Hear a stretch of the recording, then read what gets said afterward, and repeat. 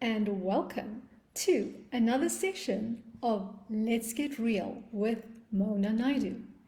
That's me, Mona Naidoo. I'm an abundant living guide, a women's empowerment mentor, a teacher of sacred wisdom, an international and inspirational speaker, a human behavior specialist, and an advocate for humanity. So thank you, and I appreciate you joining me for the session today. So please do let me know where you're joining me from and what's going on in your life. How are you doing right now? Now, in these sessions, what I do is I share stories and teachings to inspire you to turn your dreams into reality. Now, the focus for 2023 is all about spiritual wealth, and in these sessions, I connect you to the wisdom of spiritual wealth and to help you understand better where it is you are on your spiritual journey. Now, in today's session, I'm exploring the importance of light on the ascension journey and how to use light to shift dark and dense energies in your home and in your life. Now, if you're ready to amp up your light, bring more light into your life, and align to your abundance, then I'm going to ask that you stay with me until the end. And please do share your comments, any insights, any aha moments, any practices that you would love to share with us to, help me add to my toolbox, or even to share what it is that you would love to take from this and practice on a daily level. So, when we look at light, what comes to mind for you?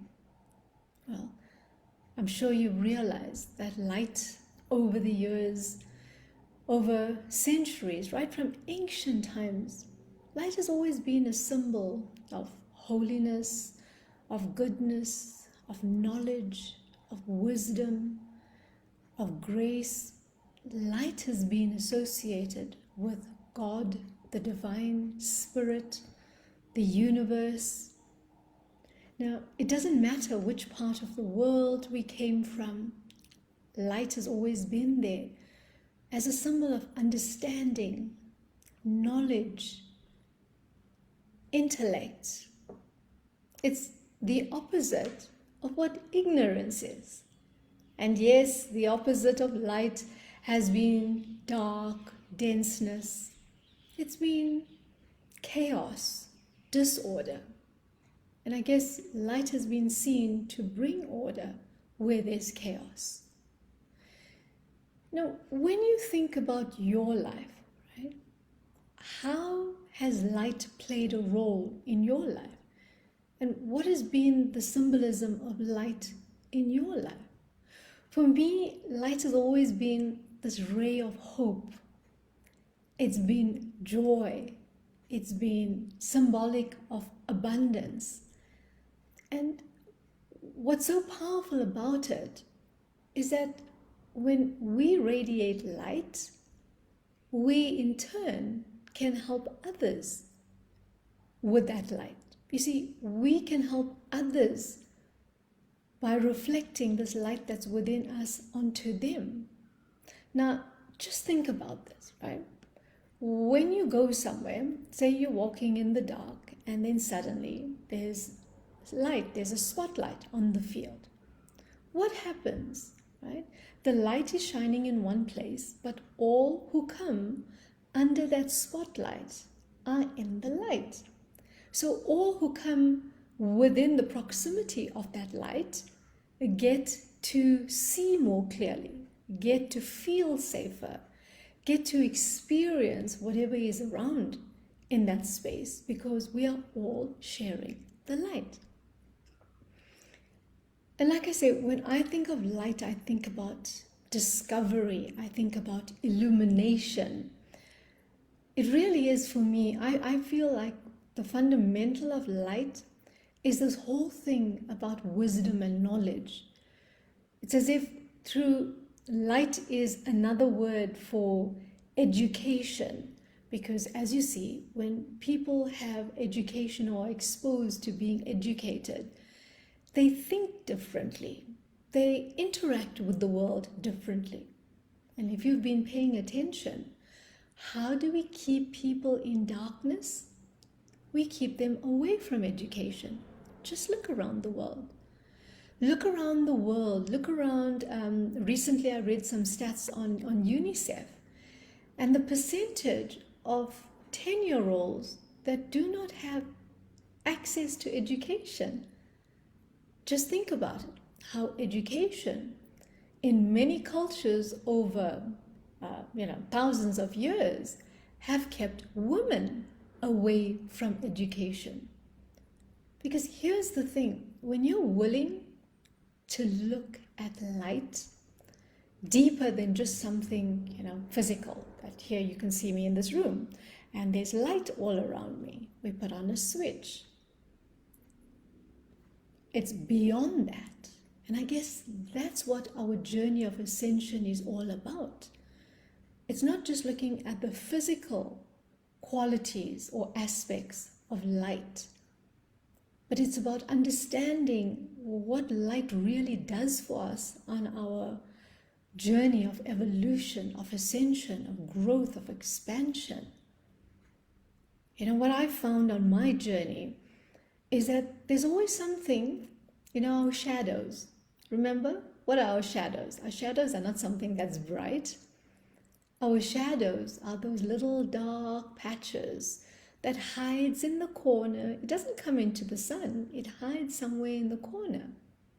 And I find that whenever I can shed some light, whenever I can illuminate a shadow, well, then it comes to the surface. Now it's in the open. And once it's in the open, it's visible, it's in the light. It doesn't have control over me like it would if it's sitting in a space where I can't see it. Now just think about this. What shadows could be there for you? What is sitting in the dark corners of your subconscious or your unconscious mind? What could be there? Because the way you'll know if something's there and not being illuminated as yet is if you see a recurring pattern, if you see a repeating pattern that doesn't bring you joy, it actually troubles you, it negatively impacts you, then know that that area requires some light to illuminate what's lurking in the backgrounds. Now, if we go further, light is said to give us life. And it's the life that we are talking about is about having this faith in something that is far more expansive than we can ever imagine. And that when we hold that faith, what we are actually holding is light. And when we can hold that light, well, that's how darkness dissipates. Now, I'm sure that sometime in your life, you've had some negative situations or something negative pop up. And I'm sure you've realized that when you sit in the same place of darkness, of negativity, nothing changes. Isn't it so that you have to actually get up and shift something and become lighter in order for a solution to pop in, or for something to change, or for better results to come to you? Now, I'm sure that that's what you have experienced. And here's what happens. We forget about it. We forget about those good practices. So, if you want to be consistently in the flow of light, to be consistently in the frequency of light, well, you require consistency in your life. Consistent practices that help you to feel lighter. Consistent practices to help you be more joyful. Consistent practices that help you to smile more. consistent practices that help you to step away from the noise that's out there in the world. Now, people will call these spiritual practices, but I guess they call it spiritual practices because it's the alternate of what mainstream society is doing. And yet, when you do it consistently, it becomes a way of life. Because what are you doing through those practices? You are connecting to the source of your light. You see, when we feel low, when we feel out of sorts, when we feel overwhelmed, when we feel depressed, we are actually not connected to the source of our light. And on this journey of ascension, on this path to awakening, of going into the higher vibrational levels, what we're actually doing is we're getting closer and closer to the source of our light. Now, can you guess what that source of our light is? Yes, it is God, the divine source. We use the word source, but do we actually understand that that's the source of our light? And when we are disconnected, when we are unplugged from our Creator, from the divine, well, it's like unplugging your light supply from the electricity box on your wall. When you unplug, your computer or a lamp, then there's no light. So it's the same for us. When we are disconnected from the divine, we are walking around in darkness. We are in a state where we feel like no matter what we do in life, nothing's changing. We may be doing all the actions that we are being told, but here's the thing: if we're not connected to the source of our light, the divine, then we sit in darkness. Now, we may take actions, but are they aligned actions? We may take actions, but are they the best actions we can take for the journey we are on at that moment? And this is how you would know that you keep feeling like you're hitting your head against the same brick wall.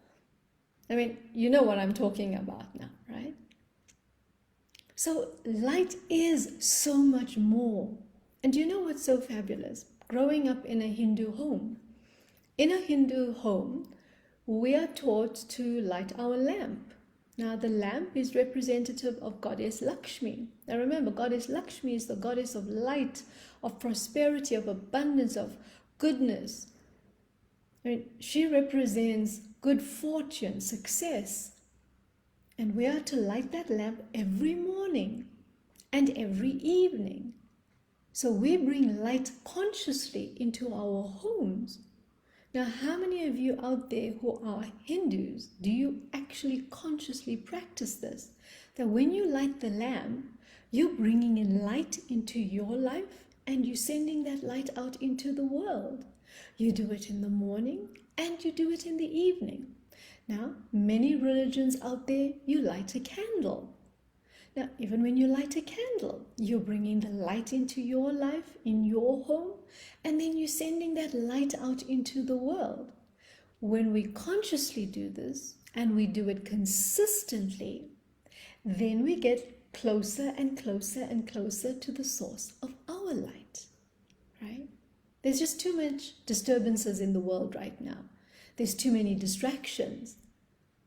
And when you are aware of that, when you become aware of that, the distractions keep you disconnected from your source of light, then I'm sure you're going to make a choice and say, no, I'm not going to allow the distractions to disconnect me from the divine.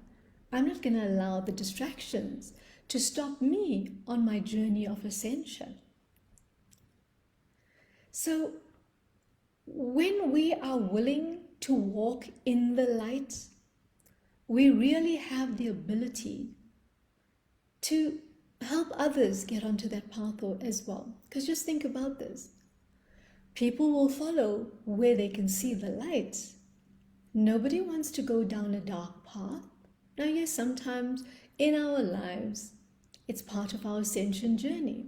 We have to go down a darker path because some of us, well, we agreed to follow certain paths. But here's the thing, like you've heard this numerous times, at the end of the tunnel, there is always light. And when I went up Mount Kilimanjaro, even though there were clouds, a thick layer of clouds, all the way up before we could summit Mount Kilimanjaro, there was a thick layer of clouds. And do you know, above the clouds, the sun was shining. The sun is always shining above the clouds. So, what do you do to bring in or amp up your light? Now, here's one of the things that happens. You see, the past, our stories, our trauma, the hurts, the pain, the anger, all those things actually dim our light. It actually keeps us in a dark little corner, and we may have the best of intentions.